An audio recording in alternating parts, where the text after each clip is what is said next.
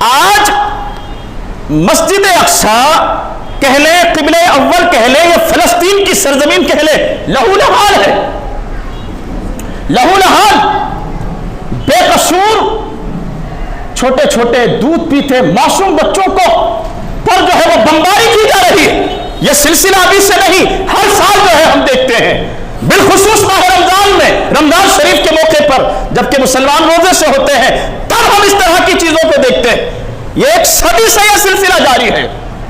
یہودی قوم جو ہے پچھلے 2500 سال سے اس کوشش میں ہے کہ ہم فلسطین پر قبضہ کریں گے، اور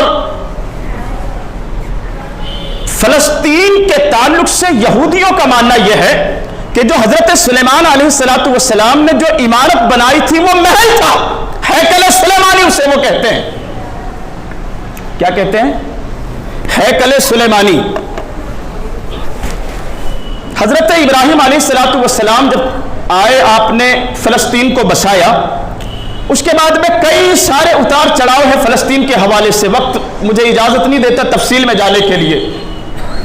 بعد میں حضرت یعقوب علیہ السلام یا حضرت داؤد علیہ السلام تشریف لائے، اور داؤد علیہ السلام کے زمانے میں ایک قوم کے ساتھ میں، قوم عمالقہ تھا، اس کے ساتھ میں جو ہے آپ کی باقاعدہ لڑائی ہوتی ہے، جنگ ہوتی ہے۔ حضرت سلیمان علیہ السلام، حضرت موسیٰ علیہ السلام اپنی قوم کو لے کر آتے ہیں، جیسا کہ میں نے ابھی بتایا 40,000 سے زیادہ کا لشکر ہے آپ کے ساتھ میں، ایک قوم وہاں پر آباد تھی۔ حضرت موسیٰ علیہ السلام اپنی قوم سے کہتے ہیں کہ داخل ہو جاؤ اور ہمیں لڑنا ہے یہاں سے، یہاں قوم عمالقہ سے۔ تو وہ لوگ پتہ ہے کیا کہتے تھے؟ وہ کہتے ہیں کہ نہیں، قالوا یا موسیٰ انا لن ندخلها ابدا ما داموا فيها فاذهب انت وربك فقاتلا، کہ آپ اور آپ کا رب جا کر اس قوم سے لڑو، ہم تو نہیں لڑنے والے ہیں، کہ آپ جاؤ اور آپ کا رب جا کر لڑو قوم عمالقہ سے، ہم نہیں لڑنے والے ہیں، ہم باہر بیٹھ کر دیکھیں گے کہ جنگ کیسے ہوتی ہے۔ اللہ سبحانہ کریم نے اس قوم پر یہ عذاب مسلط فرمایا کہ 40 سال تک ایک میدان میں جو ہے وہ بھٹکتے رہے۔ مصر اور اردن کے درمیان جو ہے وہ پہاڑوں کا سلسلہ، میدان تیر اسے قرآن نے کہا ہے، 40 سال تک بھٹکتے رہے، پہاڑ کو پار کرتے سامنے دیکھتے ٹھیک ویسا ہی پہاڑ انہیں نظر آتا۔ اسی میدان تیر کے اندر اللہ سبحانہ کریم نے اس قوم کے لیے کھانے کا منہ و سلویٰ کا انتظام فرمایا تھا۔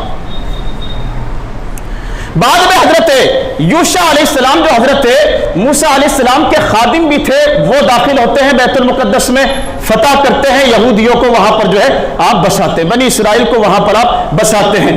بعد میں پھر ایک بخت نصر باہلی نام کا جو ایک بادشاہ تھا وہ آ کر حملہ کرتا ہے، در و دیوار کو تخت و تاراج کر دیتا ہے، اور لاکھوں یہودیوں کو، بنی اسرائیلیوں کو وہ قتل کرتا ہے۔ حضرت عزیر علیہ السلام اس زمانے میں پیغمبر تھے، حضرت عزیر علیہ السلام جب دیکھتے ہیں کہ اس طریقے سے فلسطین جو ہے وہ برباد ہو چکا ہے تو کیسے دوبارہ آباد ہوگا، تب اللہ سبحانہ کریم نے 100 سال تک حضرت عزیر علیہ السلام کو مردہ رکھا، 100 سال مردہ رکھا، اور 100 سال کے بعد پھر ان کے جسم میں روح ڈالی گئی، اور پھر وہ گدھے پر سوار ہو کر پہنچتے ہیں بیت المقدس میں، تو دیکھتے ہیں کہ پہلے سے زیادہ خوبصورت، پہلے سے زیادہ خوبصورت ہے۔ ایک عظیم تاریخ ہے، ایک بڑی تاریخ ہے یہودیوں اور عیسائیوں کی۔ کئی مرتبہ عیسائی بادشاہ جو ہے وہ قابض ہوتے ہیں اور یہودیوں کا قتل عام کرتے ہیں، لاکھوں یہودی مارے جاتے ہیں، یہ بھاگ کر کبھی جرمنی میں، کبھی فرانس میں، کبھی امریکہ میں، اور پھر جرمنی میں ان کے ساتھ جو ہوتا ہے وہ آپ نے پڑھا ہی ہوگا، ہٹلر جو ہے وہ لاکھوں یہودیوں کا قتل عام کرتا ہے، لاکھوں یہودیوں کا قتل عام کرتا ہے، اور لاکھوں کو مارنے کے بعد جو بھاگ جاتے ہیں ادھر ادھر، ان کے تعلق سے ہٹلر نے ایک تاریخی جملہ کہا تھا کہ میں نے یہودیوں کو کیوں مارا ہے۔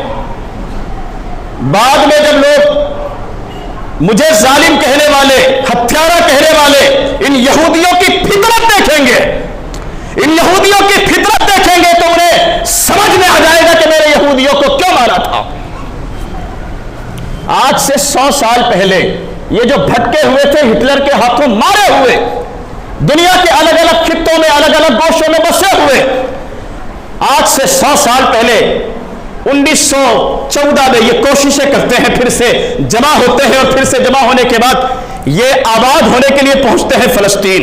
اور اس وقت فلسطین کے مسلمانوں نے سینہ کشادہ کر کے ان کا ویلکم کیا تھا، دل کھول کر ان کا ویلکم کیا تھا. آؤ ہمارے یہاں پر 4000 لوگ جو ہے وہ ہٹلر کے ہاتھوں جان بچا کر بھاگے ہوئے فلسطین پہنچتے ہیں، اور فلسطین میں ان کو رہنے کے لیے جگہ دی جاتی. یہ ظالم جو ہے منصوبہ بند طریقے سے سازشی قوم اگلے کئی سالوں تک دنیا بھر میں جہاں کہیں بسے ہوئے یہودیوں کو وہاں پر اکٹھا کرتے ہیں.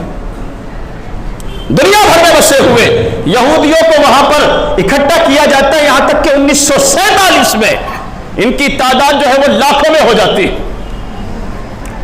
تعداد لاکھوں میں ہونے کے بعد یہ وہی کرتے ہیں جو منصوبے لے کر چلے تھے. ان کے منصوبے تھے کہ ہمارا بھی زمین پر ایک ملک ہونا چاہیے، ہمارا بھی ایک دیش ہونا چاہیے، اور اس کے لیے انہوں نے چنا تھا فلسطین کو. اس کے لیے فلسطین کا انتخاب کرتے ہیں جو پہلے سے عربوں کی زمین پر بسنے کا خواب یہ لے کر پہنچے. جن لوگوں نے ان کو ویلکم کیا تھا، سینے سے لگایا تھا، جگہ دی تھی اپنی بستیوں میں رہنے کے لیے، ایک سانپ کی طرح انہی کو یہ ڈسنا اور نگلنا شروع کرتے. 1947 میں UN میں ایک بل بنا تھا کہ یہ لڑائیاں ختم کرنے کے لیے یہ جو پورا علاقہ ہے اس کو 2 حصوں میں تقسیم کر دیا جائے، 2 حصوں میں بانٹ دیا جائے. ایک اسرائیل نام سے ایک ریاست ہوگی اور ایک مسلمانوں کی فلسطین نام سے ریاست ہوگی. 2 الگ الگ ریاستیں ہوگی.